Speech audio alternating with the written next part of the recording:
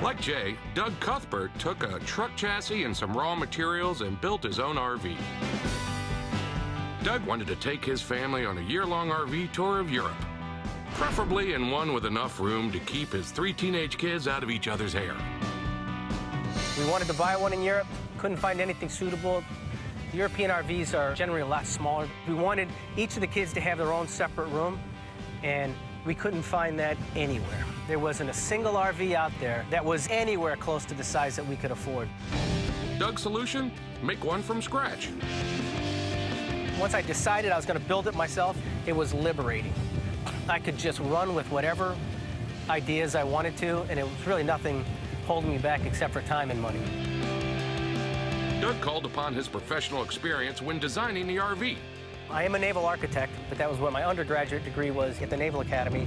Prior to joining the Navy and flying for 26 years, where I never used my naval architect expertise, but I've never stopped designing boats, and she's really nothing but a boat with 10 wheels. Saving carefully allowed Doug to pour money into his dream boat. It wasn't cheap. The chassis alone was $97,000. But I was not skimping on the chassis, because even if the rest of it fell off the back end, at least I could drive home with the chassis. The back end, the shell, and everything in it was about $74,000. Total cost? $171,000. Not bad for a 4-star European hotel on wheels. Inside, it looks a little bit more like a boat than most RVs. It's basically just a galley that has the bedrooms that go down from it.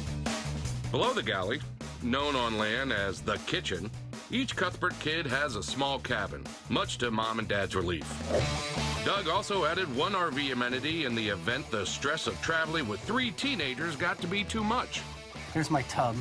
It's covered because it's a hot tub.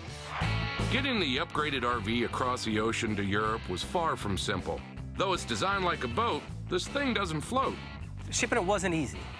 It was $4,500 to ship it across, which is, I think, pretty reasonable because it's done by size. It's not done by weight. It was worrisome because the shipping agent basically said, hey, whatever's inside is going to get stolen. So we kind of took that as a challenge. We actually had fake compartments that we built so we could shove all of our stuff into these false-back compartments. Never was a problem. Nobody ever tried to get in and steal anything.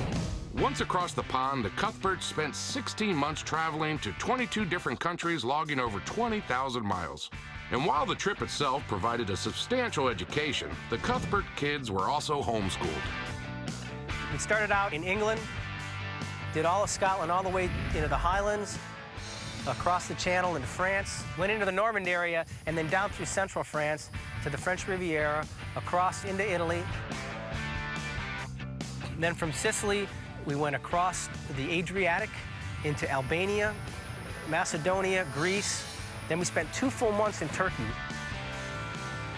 Popping out of Turkey up into Bulgaria, Serbia, Hungary, Poland, Austria, the Czech Republic, Germany, and we went up into Scandinavia, end of the Odyssey.